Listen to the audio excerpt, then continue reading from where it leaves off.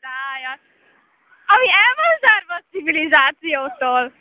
Azok a házak és kocsik, azok ott csak déli báboknál, szóval itt ez a szép hely. És ez az állatvilág.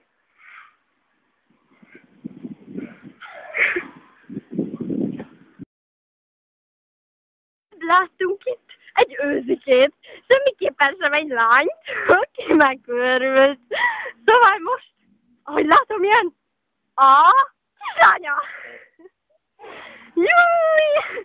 Hogy fut a kislány! És vissza, és...